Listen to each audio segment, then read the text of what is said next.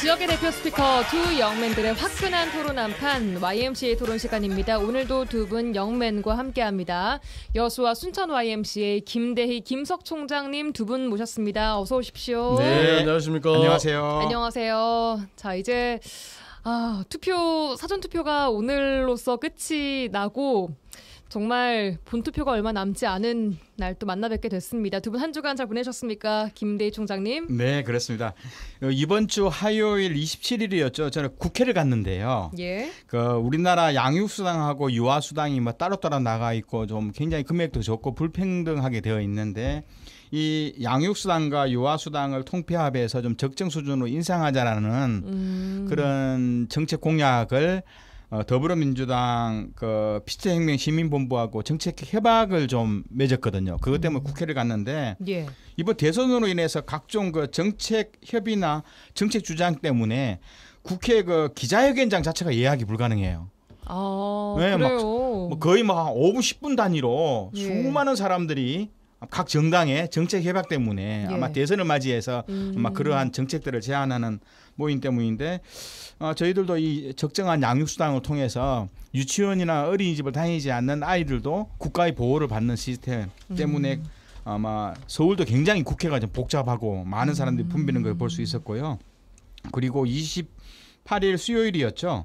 수요일은 보통 우리가 어렵게 생활하는 청소년들이 있어요. 초등학교, 예. 중학교, 시키면 차상이라든가 경제적으로 어려운 한부모, 또 다자녀 가정 등. 그래서 이런 친구들이 방과 후 이후에 오후 4시 이후에 저녁 9시까지 같이 학습도 시키고 어떤 진로 교육도 하고 문화생활도 즐기는 방과 후 아카데미라는 정부 운영 프로그램이 있는데 예. 저희도 청소년 수련관에서 해솔이라는 방과 후 아카데미를 하는데 GS 칼텍스 노동조합이 중심이 되어서 매년 후원을 하거든요.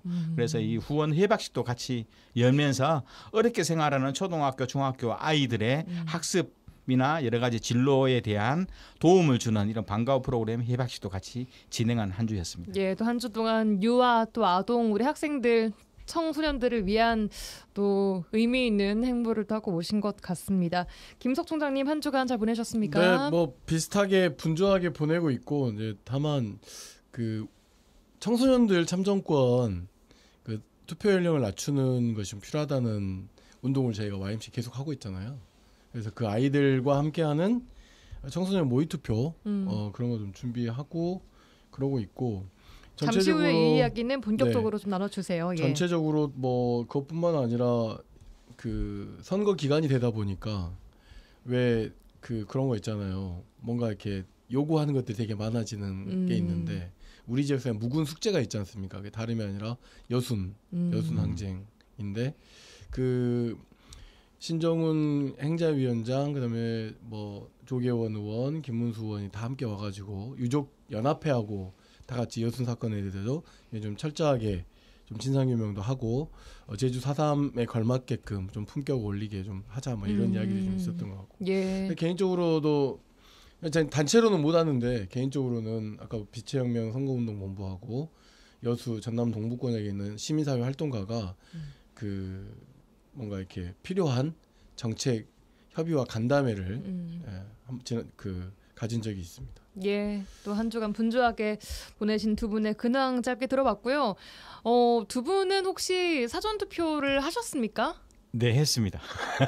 두 분 다 하셨어요. 네. 오, 빠르게 하셨네요. 근데 시간이 길지 않아요. 짧게요. 신분하기만 되면 바로 한 1, 2분 안에 할 수 있기 때문에 줄은 많이 있던데 생각보다도 기다리는 시간이 길어서 그렇지. 전남 지역의 투표를 보시면 알겠지만 특히 우리 지역에는 그 어르신들도 줄을 네네. 엄청 서서 하셨다고들. 제가 목요일날 어제 주암면회를 갔다가 결국 투표는 덕연동에서 했는데 주암면 주암 자원 수란 페스티벌을 위해서 갔다가 거기서 투표를 하고 올 걸 제가 살고 있는 것이 덕연동이다 보니까 덕연동에 갔는데 주차장에 들어가기도 어려울 정도로 긴 시간 동안 대기했고 차가 막 이렇게 줄을 지어 있을 정도로 서 있는데 오늘이 6월 3일인가 싶을 정도로 그래서 되게 저는 투표율기가 높았습니다. 눈치 싸움에 성공하기 위해서 6월 3일 날 하려고 기다리고 있습니다.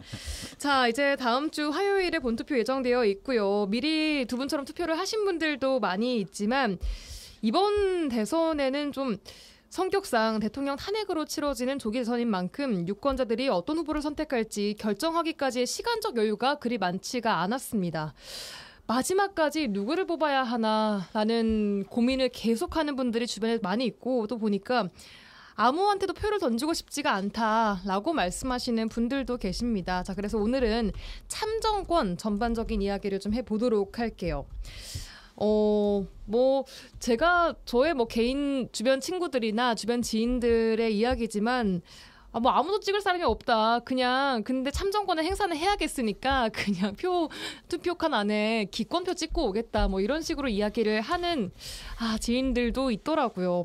참정권은 거부할 수 있는 권리인가?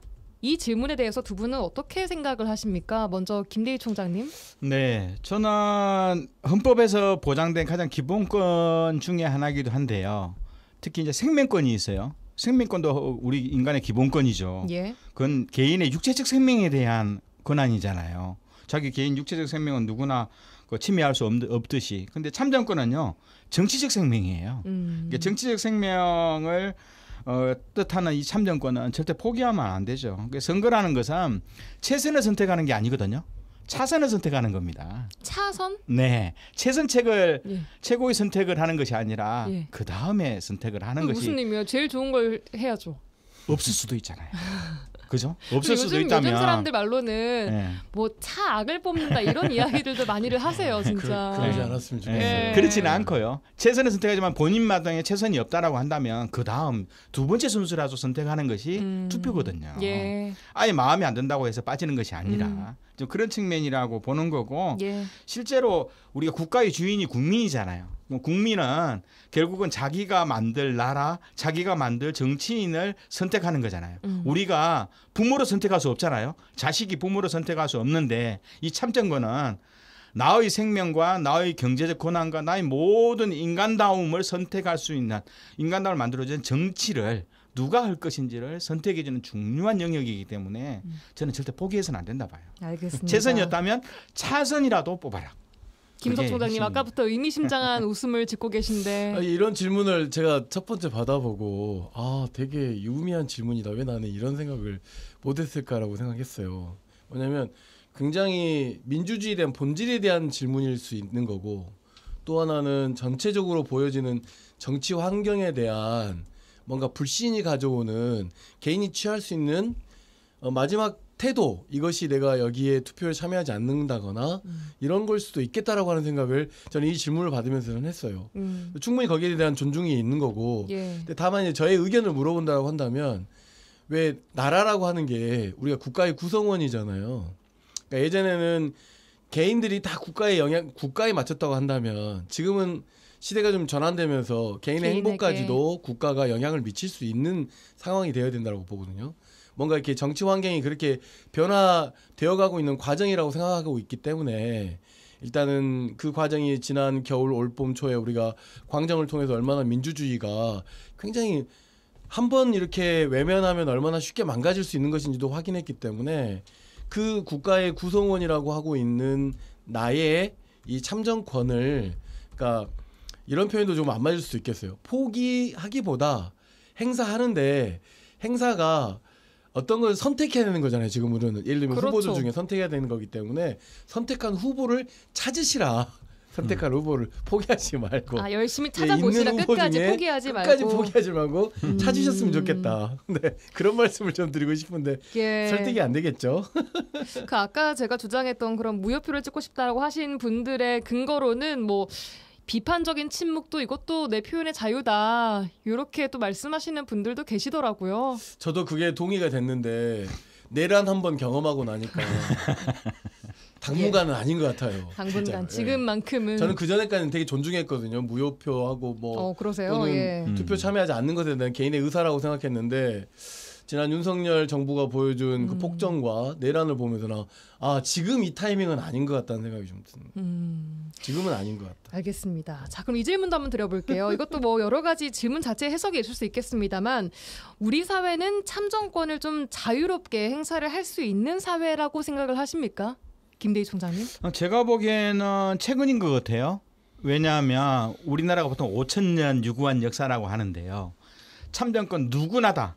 이게 살아있는 성인이라면 혹은 뭐 특정 연령 이상이라면 누구나 다 자유롭게 자기 의사를 남한테 제약받지 않고 자유롭게 표시하는 이 참정권은 우리도 1948년 5월 10일 해방된 이후에 재헌회를 만들 때 주어졌고요.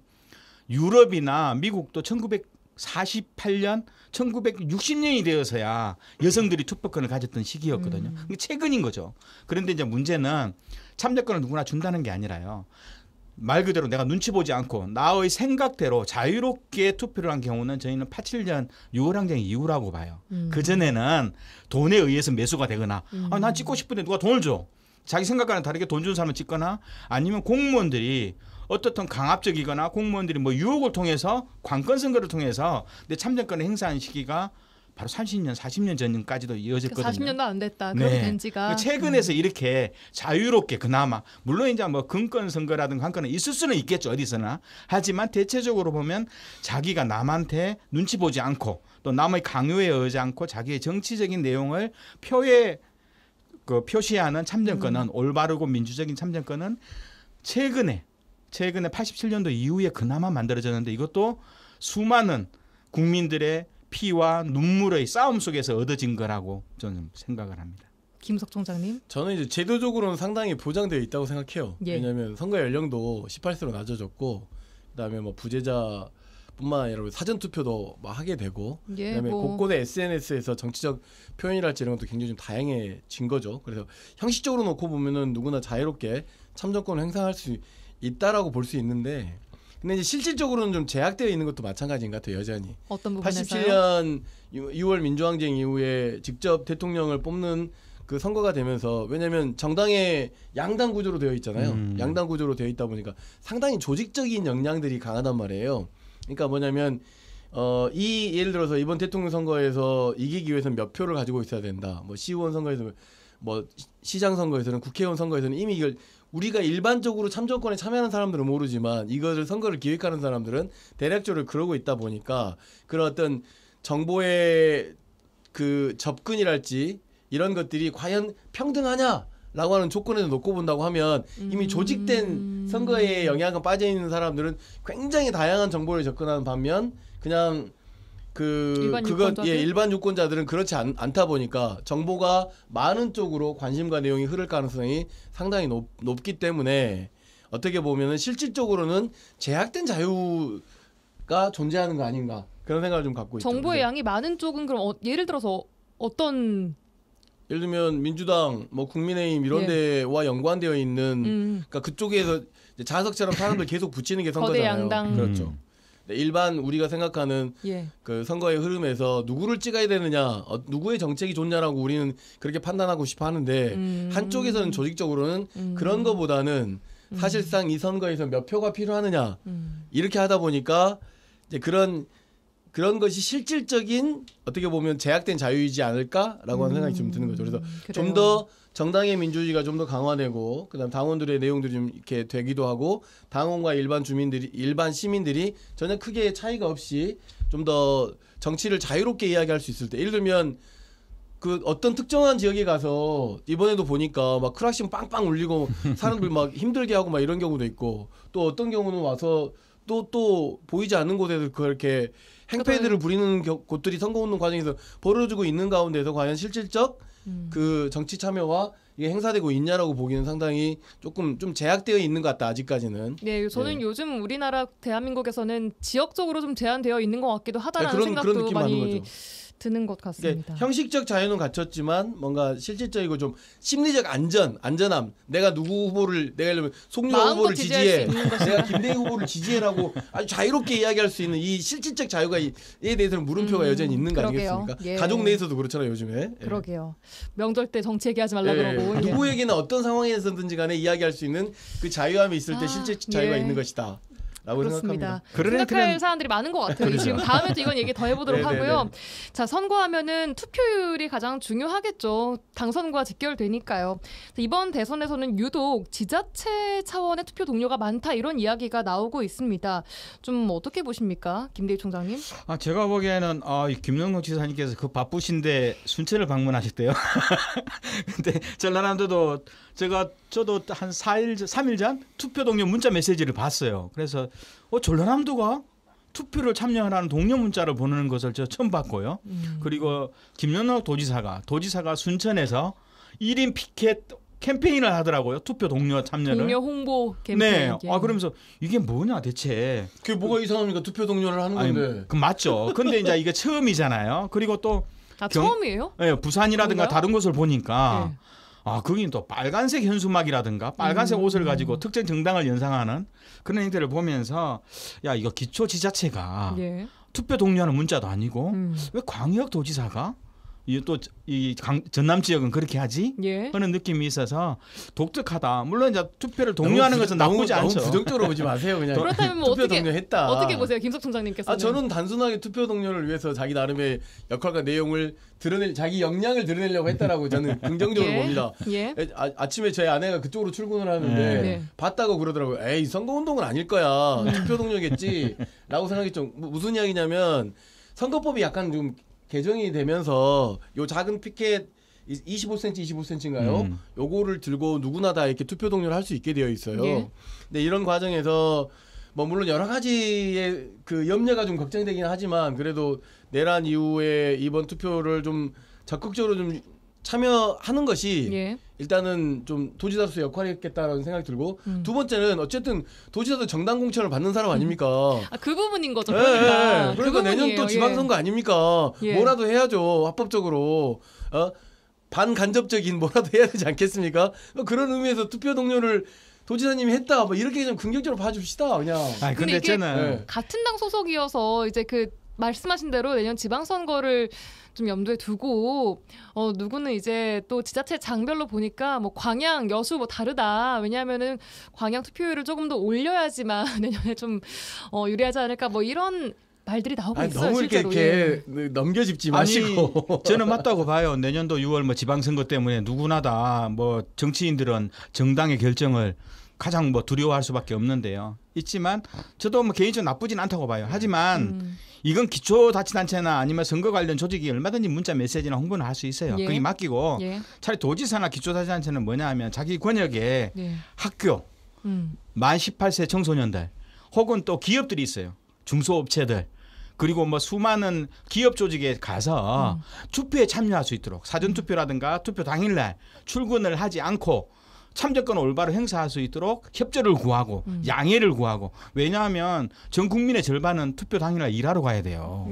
공무원들이나 뭐 우리 같은 사람들이나 당일 임시 휴일이지 상당히 절반에 가까운 사람들은 직장을 새벽부터 나가서 밤늦게까지 해야 되거든요. 그러니까 이런 분들에 대한 배려, 협조, 투표에 참여하도록 해주는 것이 광역이나 지방자치단체가 오히려 이런 조직에 가서 그 유권자들의 투표를 보장해 줄 수 있도록 협조를 구하고 양해를 구하는 것이 저는 더 맞다고 보거든요. 예, 투표 자체 동료는 긍정적으로 바라봅니다만 투표 이제 동료 자체는 민주시민 교육이라고 그럼요. 봐야죠. 중요합니다. 예. 근데 이 자칫해서 정치적 말씀하신 중립성이 대로, 조금 훼손될 수 있다 특정 이런 정당을 거죠. 지지하는 예. 것처럼 보이는 것이 괜찮을까라는 우려의 시선도 존재합니다. 대단히 좀 그 그렇죠. 부분에 대해서는 좀 자기 위치가 있기 때문에 엄격하다라고 보여지는 것 같고 엄격해야 된다라고 보는 게 맞고 그다음에 김대희 총장이 말씀하신 것처럼 어떤 그렇게 하기 위해서 그동안의 빌드업이 필요한 거잖아요. 민주시민 교육을 위해서 어떤 예산을 투여했다거나 어떤 선거뿐만 아니라 전반적으로 동료 활동을 했다거나 주민들의 어떤 민주성을 높이기 위해서 뭘 해왔다거나 이런 것들이 이제 좀 되어 왔다면 그 행위와 투표 참여 캠페인들이 크게 문제가 되지 크게 뭔가 이렇게 잘한다 예, 이렇게 봤을 알겠습니다. 텐데 예, 그럴 거 아니겠나 좀 조심스럽게 생각해 봅니다. 알겠습니다.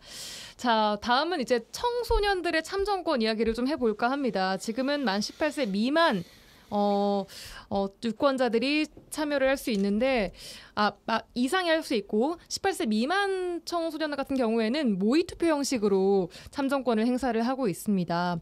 일단 이 어린 청소년들의 그 투표 정치에 대한 관심은 어떻게 좀 파악하고 계십니까, 두 분?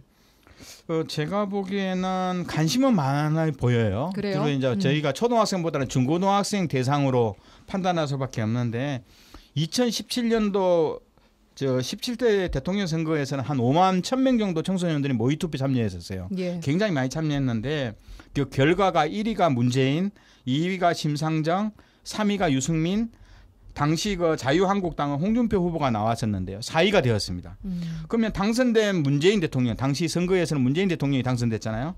청소년들은 문재인 대통령을 1위로 투표했고요. 2위가 저는 자유한국당 홍준표 후보가 아니라 심상정 후보를 2위로 선택했는데 청소년들이 이 후보자와 지난 대통령 선거 말씀하시는 거죠? 17년. 네. 17년입니다. 19대. 예. 19대. 예. 17대. 17대. 예. 19대네. 19대. 예. 근데 이때는 보면 청소년들은 후보자나 소속 정당의 도덕성과 정책을 본 거예요. 자유한국당이라는 보수적 정당보다는 당시 민주당이었던 문재인과 그리고 정의당의 심상정 후보를 그리고 유승민 후보가 3위였거든요. 그때는 바른정당이었죠.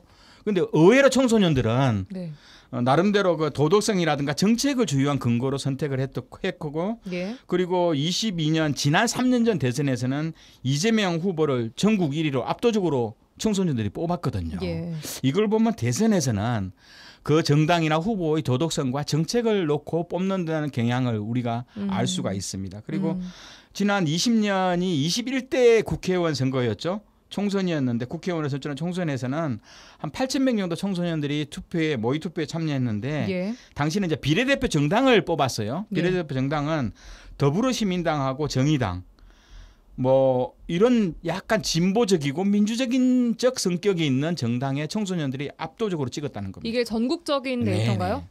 그러니까 청소년 성향은 대체적으로 중고등학교 투표 성향은 약간 진보적이면서 정책적인 선명성 그리고 도덕적인 성격이 약간은 있는 정당들 보수적인 정당보다는 있는 정당으로 우세하게 가는 그러면서 인권과 노동적 가치를 내세우는 정당이 의외로 2위를 차지하고 있다는 것을 보면 청소년들은 어른들보다도 투표를 잘하구나 하는 느낌을 받을 수 있죠. 라고 김대희 총장님께서 의견 주셨고요.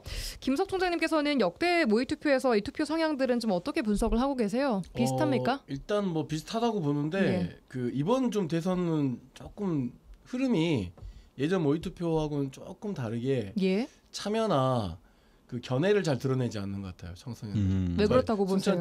그래서 제가 잘 모르겠는데 첫 번째는 일단 우리가 지금 이걸 계획하고 있는 건 참정권에 대한 사전적 경험이기도 하고 또 하나는 미래 유권자들이 가지고 있는 정치 의식이랄지 가치관을 조금 서로가 이렇게 토론될 수 있는 그런 장을 만드는 것이기도 한데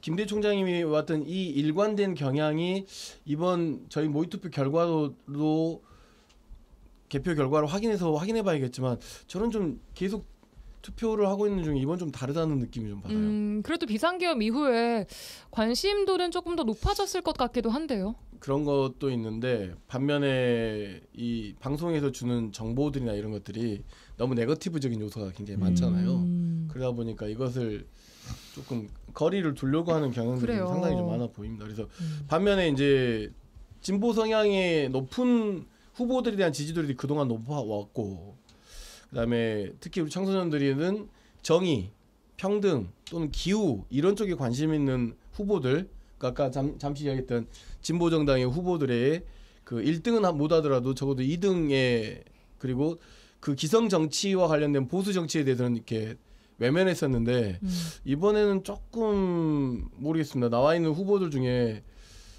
그 특정 후보를 좀 지지하는 아이들도 좀 있는 것 같고 그래서 왜 이런 성향이 나타나고 있는지 모르겠지만 기본적으로 이제 교육의 영향이 저는 있다고 생각해요. 교실 안에서 학교 안에서의 민주시민 교육들이 많이 사라져버렸고 윤석열 정부 안에서 그다음에 또 하나는 정보의 접근이 일방적 SNS나 그렇죠. 게시판 중심으로 이루어지는 경우도 있고 또 그러다 보니까 말을 또 못하는 그러니까 교실 내에서의 정치와 관련된 대화를 거의 지금 하고 있지 않은 청소년들이거든요. 그다음에 이해관계에 좀 차이도 좀 있는 것 같아요. 아이들 사이에서. 그래서 알겠습니다.